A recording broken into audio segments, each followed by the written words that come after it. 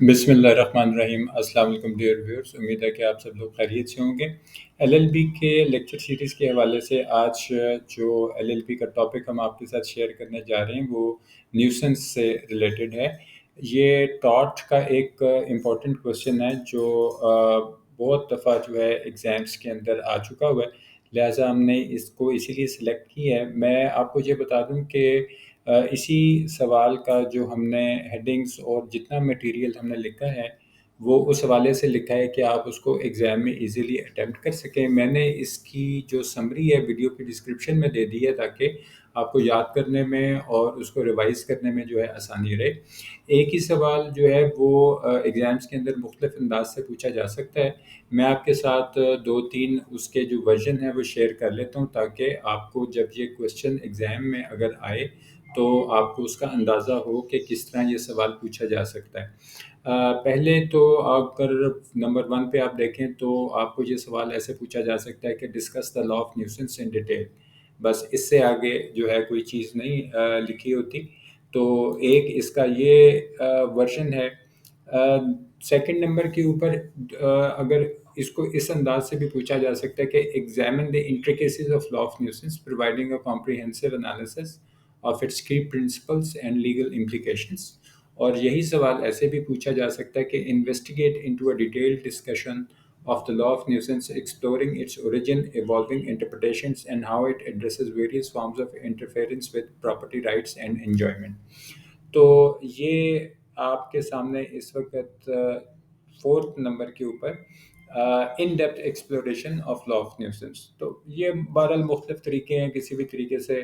Examiner جو ہے جو پیپر سیٹرز ہوتے ہیں وہ اپنا سوال پوچھ سکتے ہیں۔ بہرحال میرا اس وقت مین کانسیپٹ جو ہے وہ یہ ہے کہ میں آپ کو اس کویشچن کی ہیڈنگس، اس کا ریلیونٹ مٹیریل اور اس کا کانسیپٹ جو ہے اس ویڈیو میں آپ کے ساتھ شیئر کروں تاکہ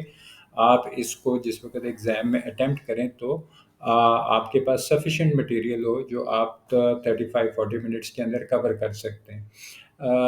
اس میں سب سے پہلے جو ہے ہم اس کا ایک انٹروڈکشن جو ہے وہ دیکھ لیتے ہیں۔ انٹروڈکشن جو ہے اس میں آپ کو یہ چیز آپ کے ساتھ شیئر کرتا چلوں کہ یہ ایک نیوسنس کا مطلب ہوتا ہے ڈسٹرب کرنا یا ڈسٹربنس ہونا یا کوئی ناخوشگواری، اس چیز کو جو ہے نیوسنس کہتے ہیں۔ نیوسنس جو ہے یہ ٹاٹ کے حوالے سے ایک رانگ فل ایکٹ ہے، ٹھیک ہے، اور اس کے خلاف آپ کوئی قانونی چارہ جوئی کر سکتے ہیں۔ بنیادی طور پہ جب کسی کو ڈسکمفرٹ کیا جائے، تنگ کیا جائے یا انوائے کیا جائے یا اس کے لیے کوئی ناخوشگوار ایسی کیفیت پیدا کی جائے تو ہم اس کو نیوسنس کہتے ہیں۔ جیسے اگر کوئی گھر میں کوئی شور شرابہ یا کسی جگہ پہ ہو رہا ہو تو آپ کہتے ہیں کہ جی یہاں تو بہت نیوسنس ہے،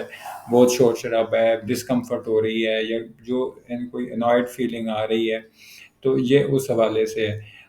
بہرحال اس کے اندر ہم جو انٹروڈکشن ہے اس کے اندر ہم نے صرف یہی چیزیں ایکسپلین کرنی ہیں۔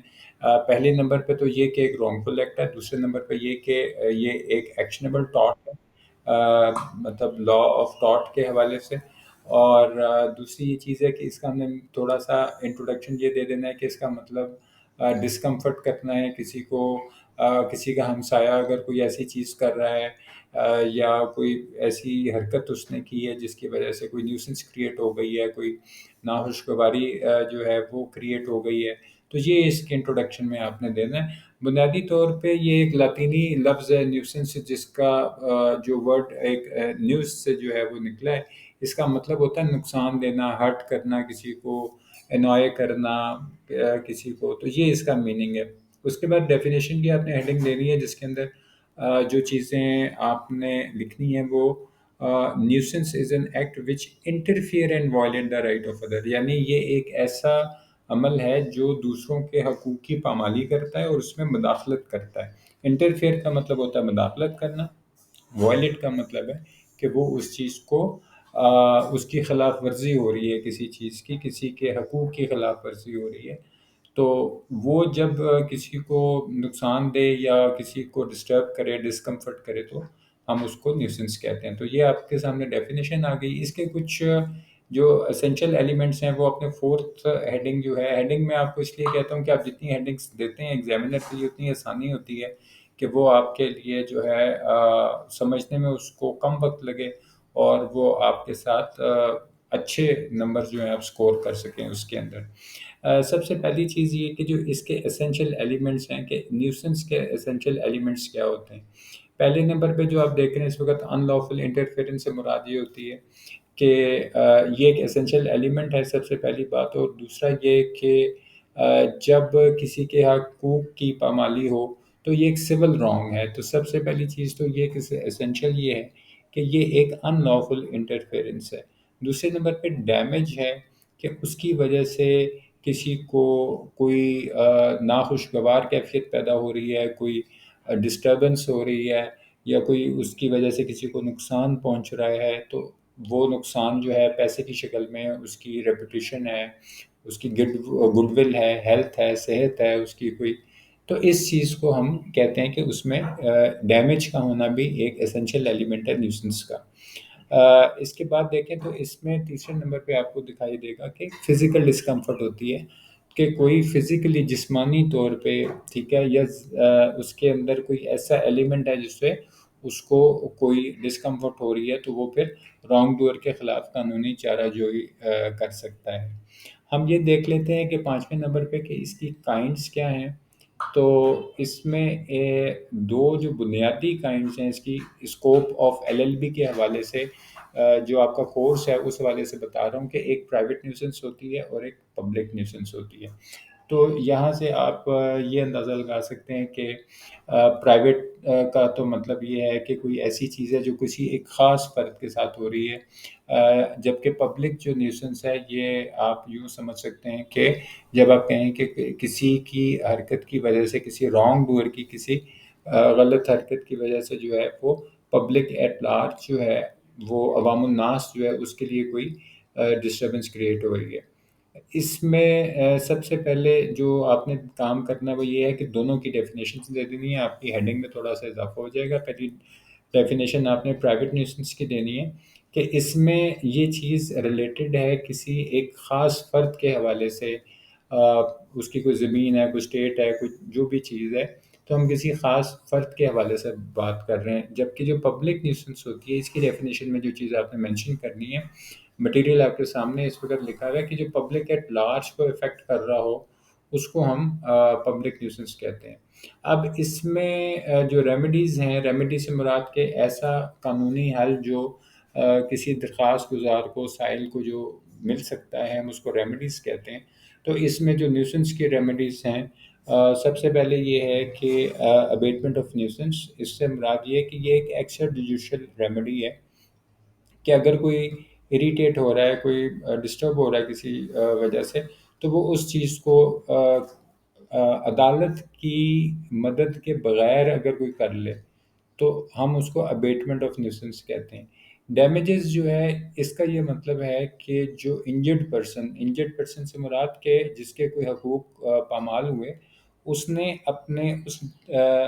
جو بھی ڈسکمفرٹ ہوئی اس کے بدلے میں کوئی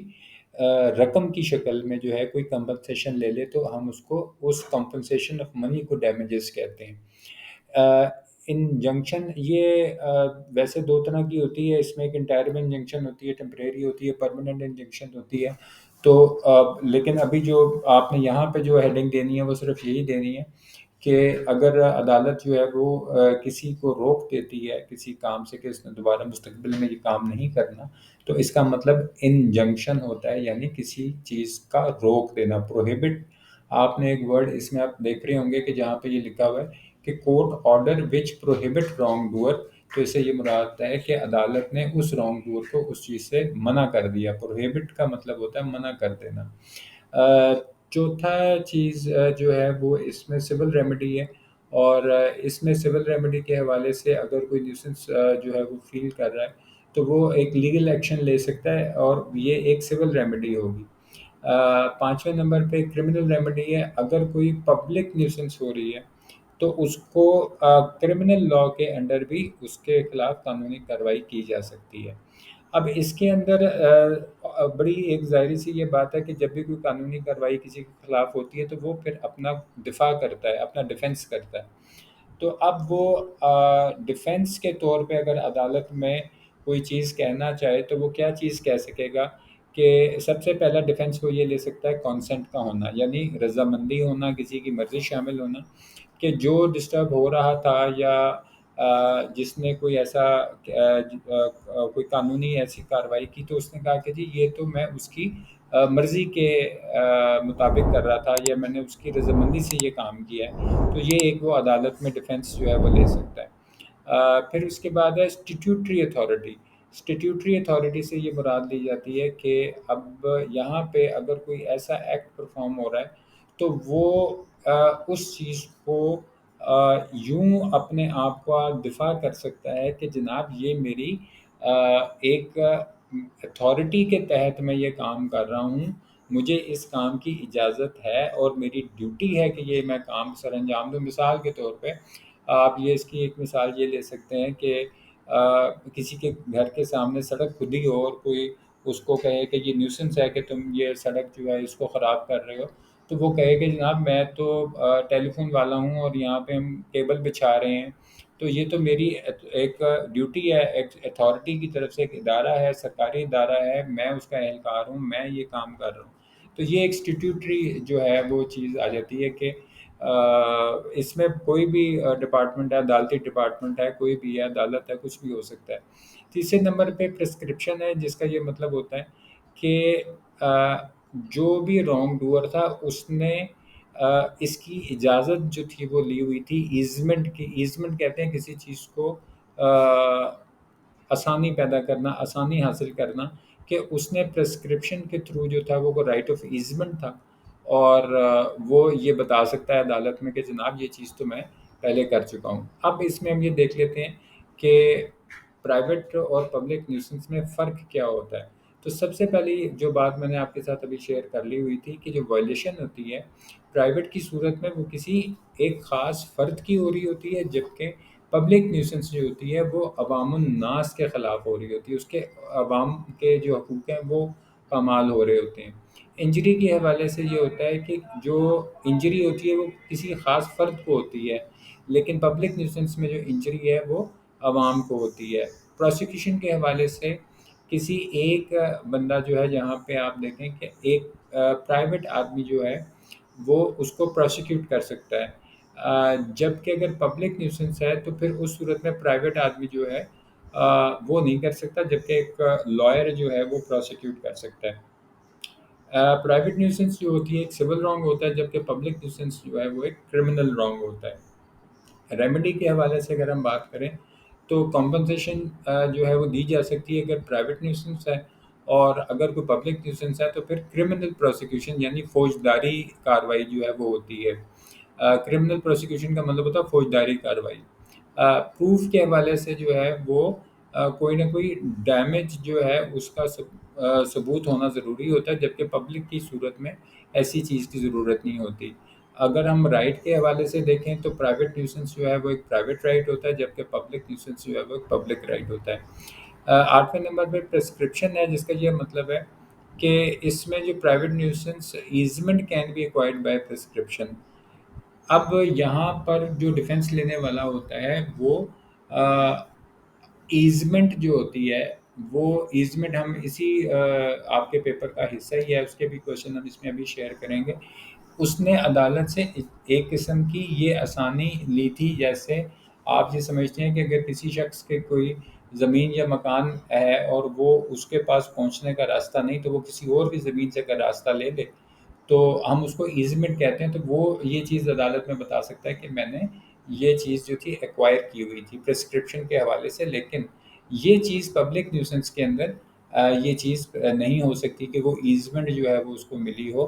اسکوپ میں اگر ہم دیکھیں تو پرائیویٹ نیوسنس جو ہے اس کا ذرا اسکوپ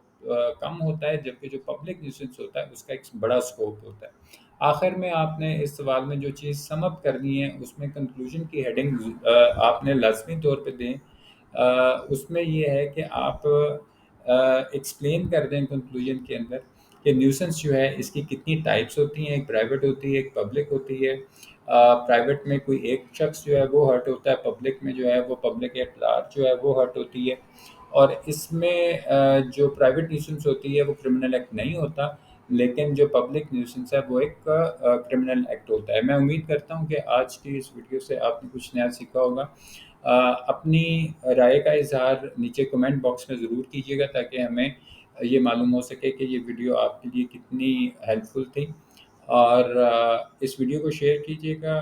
اپنے گردنوا کا اور اپنے چینل کا خیال رکھیے گا۔ ملتے ہیں اگلی ویڈیو میں۔ Thank you very much. اللہ حافظ۔